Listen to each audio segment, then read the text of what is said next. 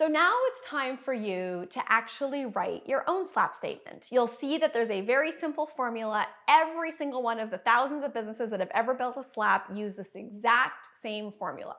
Your first fill in the blank is your company name. That should be pretty straightforward. If you don't know that, we got bigger problems. The second fill in the blank is what you do. The third fill in the blank is who you do it for. And the last fill in the blank is you have to choose from a drop down to identify your scale. Is it local, regional, national, global?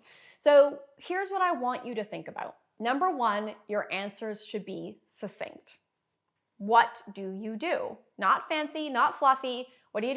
Do you do taxes? Do you sell watches? Do you provide childcare? What do you do?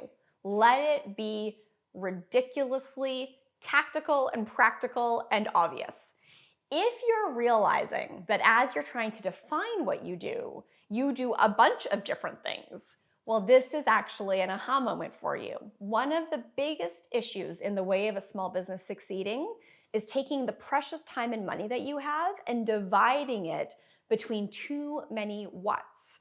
So our theory is, right, like the common knowledge would be, the assumption would be, well, if I'm having a hard time generating enough revenue doing just one thing, if I add this extra thing, if I do this thing as well, well, then I'll make more money. I'll have double the income. Actually, it goes the opposite direction. If you're already not doing as well as you want doing one thing, and then you add a second thing, what you're doing is you're taking that precious time and money that's already feeling confined, and you're dividing it in half. And now you're investing even less time and even less money into two different initiatives, two different things that you're trying to sell. That means that your chance of success in both of those things has now gone in half. So by adding multiple whats to try to generate more revenue, you're not actually increasing your chance of success. You are decreasing your chance of success. So for some of you, this is going to be a really hard moment. This is going to be sort of a come to Jesus moment where you have to really ask yourself, have I gotten really unfocused? Have I gotten distracted? Am I trying to run multiple businesses inside of one business in one container and actually just dividing my efforts across the board? And what I know for sure, most of you don't want to hear this. Most of you want to push back. Most of you want to push pause on this video right now. You will succeed with one what 100 times faster than multiple whats. We're going to talk about this a little bit later. You can have multiple ways you deliver what you do. We have multiple ways we deliver SLAP. But at the end of the day, we sell SLAPs. We don't sell SLAPs and HR planning for small businesses, or SLAPs and tax planning for small businesses. We sell SLAPs, period.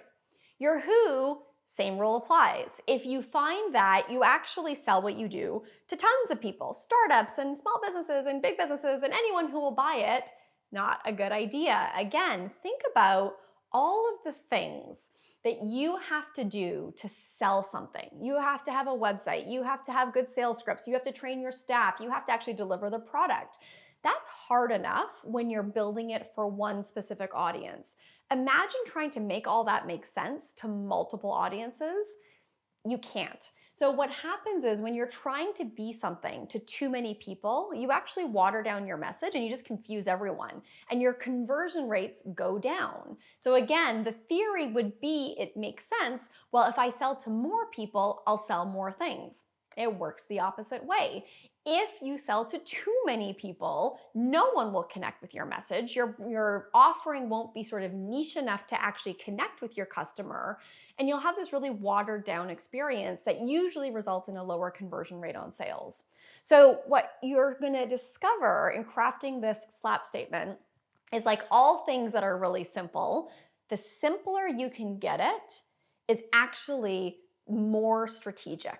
If you can get it down to a couple of words. It took me a long time to get to the point where my SLAP statement was literally, we sell SLAPs to James on a global scale, period. One word answers for each of those blanks. It's hard, and we see a lot of people really struggling. So my challenge to you is, well, the worksheet on this page is really straightforward, right? This is not complicated. The thinking at this moment is crucial. How you define your SLAP statement will be this stake in the ground that we build everything else around, and then that we hold you accountable to. So, do your best, but if you need to come back to this 3 or 4 times, if you want to talk to your SLAP expert and SLAP manager about it, if you want to call some business friends and talk it out, don't rush through this. You can enter some data and come back and edit it so you can keep moving. But this is a decision you're making. This is, again, I use the word choice a lot. As business owners, we have a lot of choices. This is a choice you can make, you need to make, to define what you want to offer the world, who you want to serve, and the scale you want to grow your business on. Everything else gets simpler once we know those 3 choices.